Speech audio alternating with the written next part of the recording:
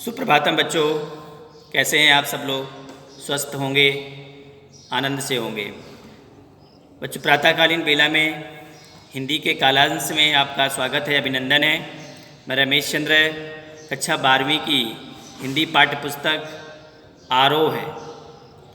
आरोह के गद्य खंड से अभी मैंने एक वीडियो आपको सेंड किया था।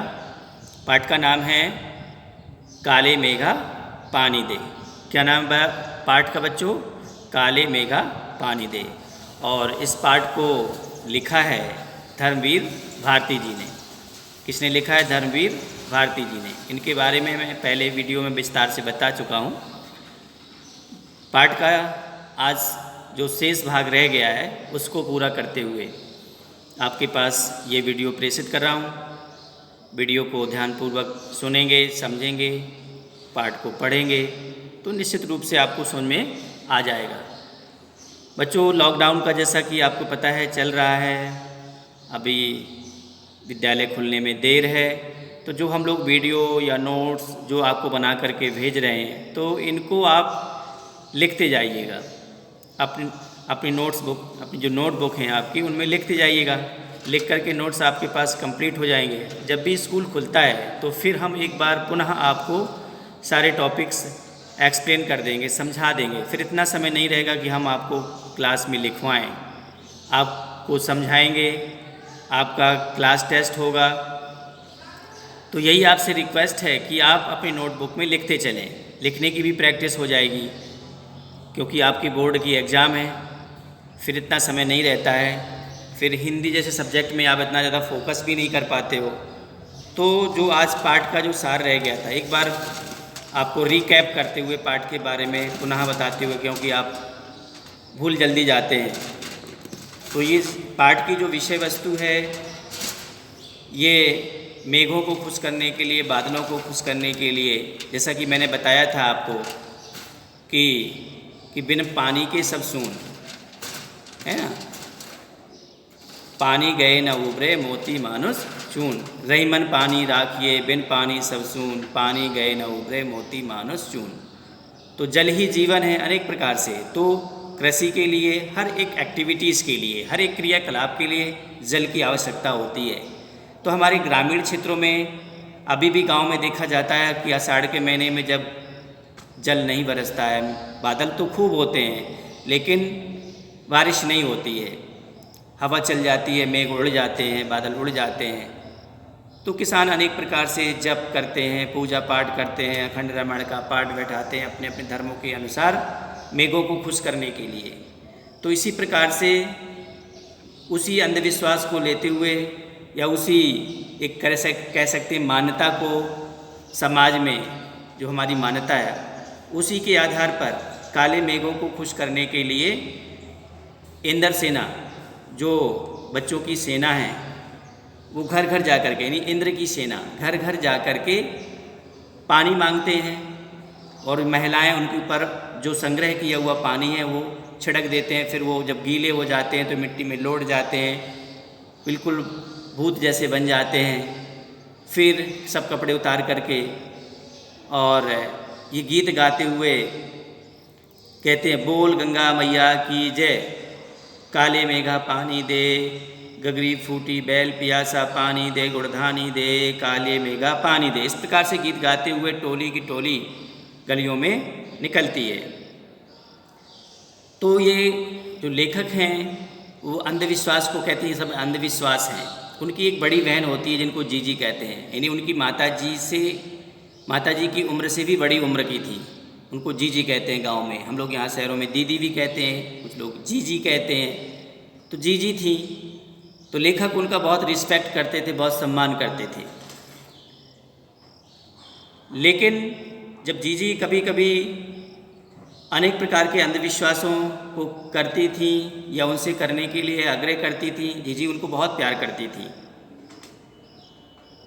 तो लेखक सोचता था कि सब बेकार की चीज़ें हैं। जीजी के कहने पर लेखक ने ना तो इंद्र सेना पर पानी फेंका, ना जीजी के बनाए हुए लड्डू मठरी खाई और कई दिनों तक उनसे नहीं बोले। क्योंकि होता क्या है कि हम दूसरी तरह से तर्क के माध्यम से किसी बात को सोचते हैं कि क्या सही है क्या गलत है। कई अंधविश्वासों को हम अपने घरों में माताओं को, बहनों को कहते हैं कि ऐसा क्यों करते हो, ये सब बेकार की चीज़ें हैं, लेकिन वो पुरातन से हमारे परंपरा पर सामाजिक रीति रिवाज हम सब लोग बंधे हुए हैं, तो निश्चित रूप से उनको मानना पड़ता है। तो जीजी फिर कुछ तर्क देती हैं, वो तर्क बहुत ही महत्वपूर्ण है। एक एक तर्क को मैं बताऊंगा। पहला तर्क देती हैं जीजी, कहती है ये पानी की बर्बादी नहीं, ये पानी का अर्घ है। जैसे हम प्रातःकाल सूर्य को जल चढ़ाते हैं, उनको अर्घ देते हैं, तो जीजी कहती है कि इंद्र सेना पर जो पानी फेंकते हो ये पानी की बर्बादी नहीं है, पानी बरसने का एक निमंत्रण है।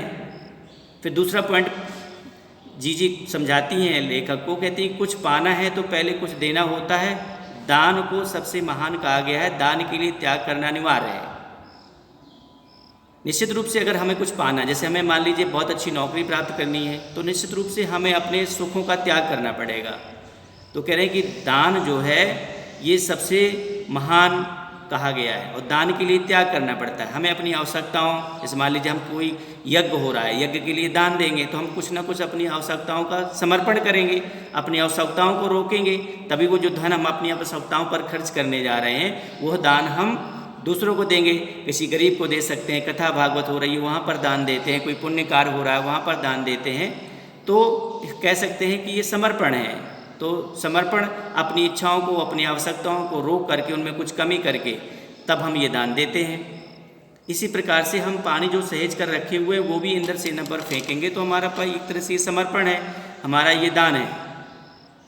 अभाव की स्थिति में किया गया दान ही सच्चा त्याग होता है। कहते हैं मेरे पास तो कुछ भी नहीं है, मैं क्या दान करूं। तो अभाव की स्थिति में आप समय का दान दे सकते हैं, आप अपना शारीरिक शक्ति का कुछ दान कर सकते हैं, है ना। तो अनेक प्रकार से, आपके पास धन नहीं है तो कई प्रकार से दान आप कर सकते हैं। अभाव की स्थिति में किया गया जो दान होता है वो सच्चा दान होता है।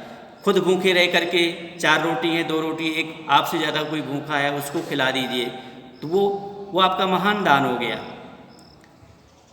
हम पानी देकर बीज बोते हैं, अर्थात ये पानी का बीज है, तब काले बादलों से पानी मांगते हैं, पहले खुद तो देवता तुम्हें 4 गुना 8 गुना करके लौटाएंगे। ये पानी जो हम मेघों को अर्घ के रूप में देते हैं ये है दान है। अगर हम उनको 1 गुना देंगे तो हमें 10 गुना वो लौटाएंगे।